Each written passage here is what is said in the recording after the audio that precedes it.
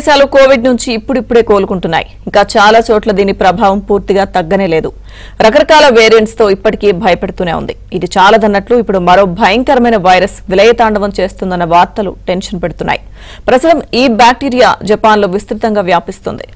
మనుషుల మాంసం తినే ఈ వైరస్ ఒక్కసారి సోకిందంటే చాలు 2 రోజుల్లోనే ప్రాణాలు గాల్లో కలిసిపోతాయంటున్నారు నిపుణులు.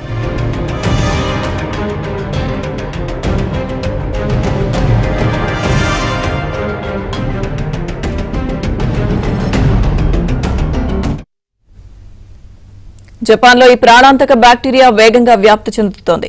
ఇది మనిషి శరీరంలోకి చేరిన వెంటనే అవయవాల్లోని కణజాలాన్ని నాశనం చేస్తూ 2 రోజుల్లోనే ప్రాణాలను హరిస్తుందని సైంటిస్టులు హెచ్చరిస్తున్నారు.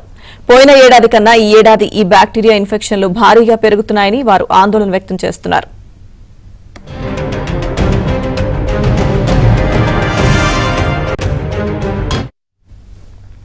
ఇక ఈ సంవత్సరం జూన్ 2వ తేదీ నాటికి ఈ కేసులు 977కు చేరినట్లు తేలింది. గతేడాది మొత్తంలో 941 కేసులు నమోదవ్వగా ఈ ఏడాదిలో కేవలం 6 నెలల్లోనే అంతకంటే ఎక్కువ కేసులు నమోదవ్వడం ఆందోళనకు గురిచేస్తోంది. 1999లో ఈ వైరస్ పుట్టినట్లు రిపోర్ట్స్ చెబుతున్నాయి. గ్రూప్ ఏ రకానికి చెందిన వైరస్ కారణంగా పిల్లల్లో వాపు, గొంతు నొప్పి వస్తుంది. మరికొన్ని రకాల బ్యాక్టీరియాలు సోకినప్పుడు మాత్రం అవయవ నొప్పులు, వాపు, స్వరం, లో బీపీ, అలాగే శ్వాస సమస్యలు వంటి లక్షణాలు కనిపిస్తాయి. అయితే 50 ఏళ్లు పైబడిన వారికి ఇది ప్రాణాంతకంగా మారుతుందని నిపుణులు హెచ్చరిస్తున్నారు.